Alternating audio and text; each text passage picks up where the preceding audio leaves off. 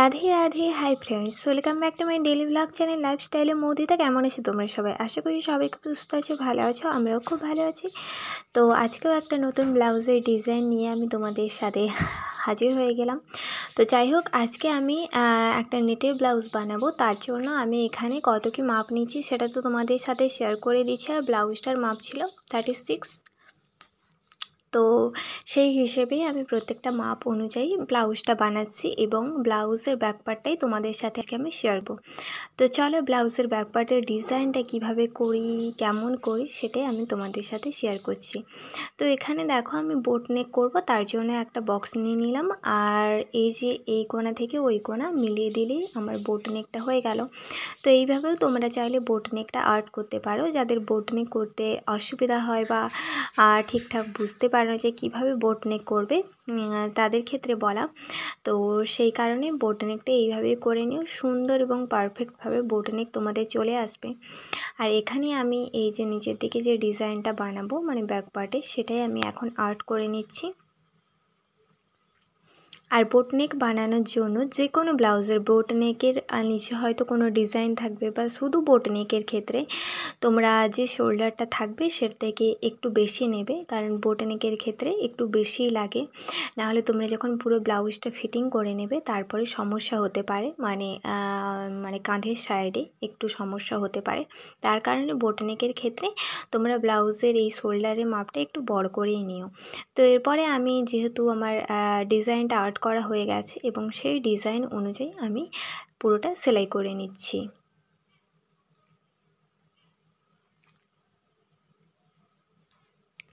তো এইভাবে আমি পুরো ডিজাইনটা সেলাই করে নিলাম। তো এরপরে দেখো, আমি আর্মহোলের সাইড থেকে, শোল্ডার থেকে পুরো কোমরের পোর্শান সাইড পুরোটাই আমি সেলাই করে নিচ্ছি। যেই মাপ রয়েছে সেই মাপ অনুযায়ী আমি সেলাইটা করে নিচ্ছি। এটা পেছনে হুক হবে এই ব্লাউজটা, তো হুক যখন করব তখন অবশ্যই শেয়ার করব। আর এই তো দেখো, এবার কাটিংয়ের পর্ব। তো এখানে আমি এক্সট্রা যে কাপড়টা রয়েছে 1/2 ইঞ্চ রেখে আমি পুরোটা কেটে দিচ্ছি।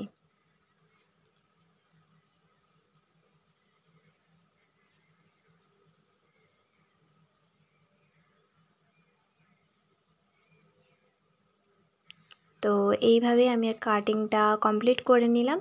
এবারে এখান থেকে মাঝখান থেকে আমি কেটে দিচ্ছি আগে। তো যেহেতু দু সাইডে হবে, তো দু সাইডের ডিজাইনটাও তোমাদের সাথে শেয়ার করব, মানে এক সাইডটা শেয়ার করব আর এক সাইডটা সেমভাবেই হবে।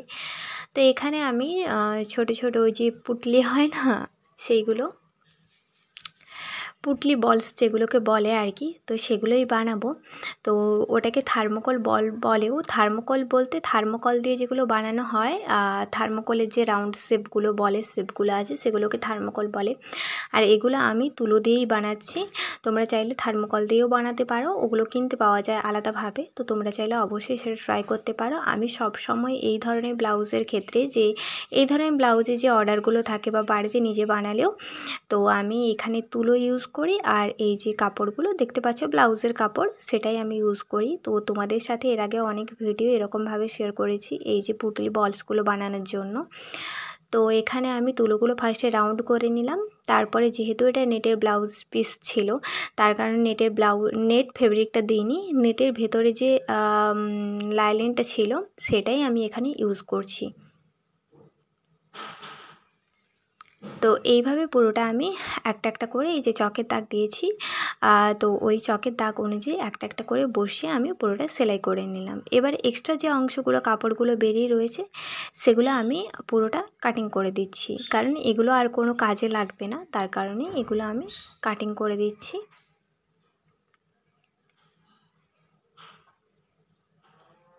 তো এইভাবে পুরোটা আমি এখন কাটিংটা করে নিলাম। এরপরে দেখো, আমি এখানে ব্লাউজের যে লাইনিং রয়েছে সেটাকে ডবল ফোল্ড করে এক সাইড সেলাই করে নিয়েছি।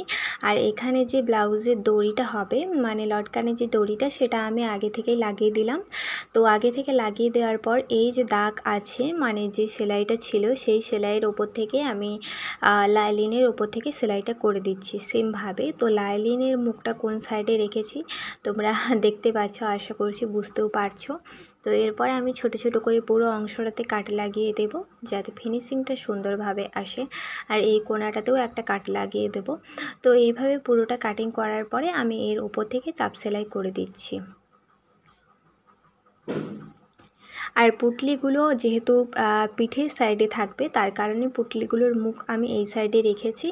এরপরে যখন আমি লাস্ট সেলাইটা করব তখন পুঁটলিগুলোর মুখ ওই সাইডে চলে যাবে। তো এরপরে দেখো এই অংশটাতে আমি কাট করে দিলাম, যেগুলো জয়েন্ট অংশ রয়েছে, না হলে সেলাইয়ের সময় ফিনিশিংটা সুন্দর আসবে না। এবং একদম ধার ওয়াইজ আমি 1 থেকে 2 সেমি ছেড়ে তোমাদের সেলাইটা করে নিচ্ছি আর কি। তো দেখতেই পাচ্ছ পুঁটলিগুলোর মুখ কোন সাইডে চলে এসছে। এবার তোমরা যেই সাইডে পুঁটলি করবে তার অপর সাইডে মুখটা রেখে সেলাই করবে। তো এইভাবে পুরোটা আমি সেলাই করে নিলাম। তো এইভাবে সেলাই করে নেওয়ার পরে এখানে আমি এবার হুকের ঘর করব। তার জন্য এখানে দেখো মেন ফেব্রিকের সাথে আমি এই যে নেট ফেব্রিকটা রয়েছে এটাকে সেলাই করে দিচ্ছি। তো এইভাবে পুরোটা চারধারটা সেলাই করে দিলাম। আর এটা একটু এক্সট্রা বেশি রাখতে হবে, কারণ এটা তো এক্সট্রাই থাকে, বেরিয়ে এক্সট্রা থাকে না, তার কারণে এক্সট্রা রাখতে হবে সেই সাইডের থেকে। মানে এটা হুকের ঘর করছি, হুক যেই সাইডে বসবে সেই সাইডের কাপড়ের থেকে এই সাইডের কাপড়টা একটু বড়ই রাখতে হবে। তো এরপরে দেখো মেন ফেব্রিকটা আমি উপরের দিকে রেখে দিয়েছি। রেখে দেওয়ার পরে আমি এখানে সেলাইটা করে দিলাম। এরপর এটাকে উল্টে আবার চাপ সেলাই করে দিচ্ছি। তো চাপ সেলাই করার পর এই সামনের অংশটাকে মুড়ে একদম ধার ওয়াইজ সেলাই করে নিলাম। আর এরপরে এটাকে মুড়ে তারপরে আমি এখানে জয়েন্ট করে দিলাম, এবং জয়েন্ট করে দেওয়ার পর এর ওপর থেকে সেলাইটা করে দিলাম। আর দেখতেই পারছো তোমরা যে কতটা এক্সট্রা রয়েছে। তো এইভাবেই তোমরা সেলাই করে নিতে পারো, তাহলে কোনো সমস্যা হবে না। অনেকের মানে আমি আগে যেটা ফেস করেছি সেটাই তোমাদের সাথে বলছি। আমি তো আগে এরকমভাবে করতাম না, আগে একদম যেরকমভাবে সেলাই হয় সেরকমভাবেই করতাম। তার কারণে পিঠের যে ডিজাইনটা সেটা ঠিকঠাক আসতো না। মানে এই ধারটা এক্সট্রা না রাখলে পিঠের ডিজাইনটা যেটা করব সেটা সুন্দরভাবে আসতো না। তো সেই কারণে আমি তারপরে অনেক ভিডিও দেখলাম। ভিডিও দেখার পরে মানে ফার্স্ট যখন সেলাই করি তখনই এরকম সমস্যাটা হতো। তো এরপর করতে করতে একদম হয়ে গেছে। তো দেখে নাও, এটাই হচ্ছে ব্লাউজের ব্যাক পার্টের ডিজাইনটা। তো ডিজাইনটা কেমন লাগলো অবশ্যই কিন্তু তোমরা কমেন্ট করে জানিও। আর ভালো লাগলে ছোট্ট করে একটি লাইক করে দিও। আর এরকম ভিডিও দেখতে চাইলে অবশ্যই কিন্তু আমাদের চ্যানেলটা সাবস্ক্রাইব করে রাখতে হবে। আর ফেসবুক থেকে যারা দেখছো তাদের সবাইকে রিকোয়েস্ট রইল আমার ফেসবুক পেজটা ফলো করে রেখো। তো এই হচ্ছে ব্লাউজের ফুল অ্যান্ড ফাইনাল ডিজাইন। আর এটা হচ্ছে গিয়ে ব্লাউজের সামনের পার্টটাও আমি তোমাদের সাথে একটু পরেই শেয়ার করে দিচ্ছি। সামনের পার্টটা সিম্পল ছিল, প্যাডেড ব্লাউজ আর প্রিন্সেস কাট, এগুলো তো সবসময় তোমাদের সাথে শেয়ার করি, তার কারণে আর সামনের পার্টটা শেয়ার করলাম না। আর হাতাটাও পাফ ছিল, একটু পাফ, আর নিচের দিকে যেরকম হয়। তো ব্লাউজের ডিজাইনটা কেমন লাগলো অবশ্যই জানিও। তো চলো টাটা বাই, রাধে রাধে, হরে কৃষ্ণ।